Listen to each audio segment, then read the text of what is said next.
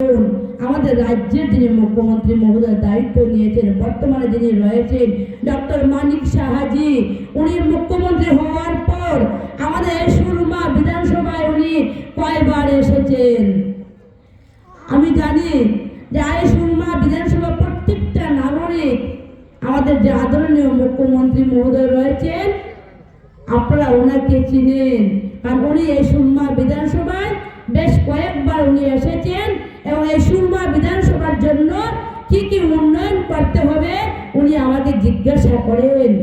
উনি বলেন যে সুরমা তো একটি পিছিয়ে বিধানসভা, এই বিধানসভায় কি কি উন্নয়নমূলক কাজ করতে হবে আমাদেরকে জানাও, আমরা সেটা করে দেব। যার জন্য আমি দায়িত্ব পেয়েছি, এখনো 3 বছর হয়নি, কিন্তু 3 বছরের মধ্যে যদি আপনারা লক্ষ্য করেন এই সুরমা বিধানসভার প্রত্যেকটা এলাকার উন্নয়ন হয়েছে। কিভাবে উন্নয়ন হয়েছে? যারা এই এলাকায় জনপ্রতিনিধিগণ রয়েছেন, জনপ্রতিনিধিগণের মাধ্যমে প্রতিটি এলাকার উন্নয়ন হয়েছে।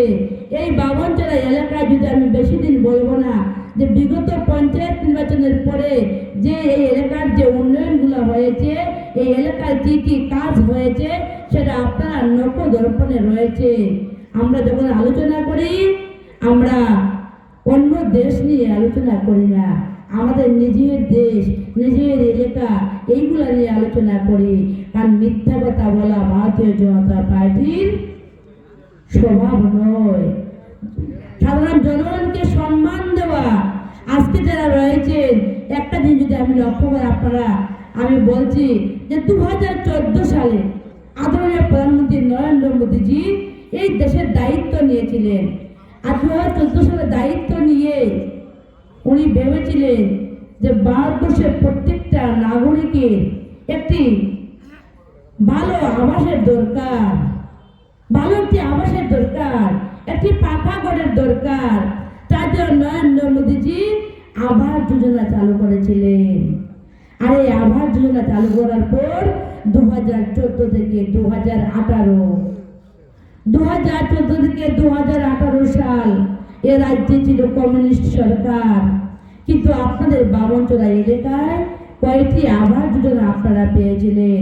আমার এই এলাকার নাগরিকগণ রয়েছেন, আপনারাই বলুন যে আপনারা কয়টা পাকা বাড়ি তৈরি করতে পেরেছিলেন।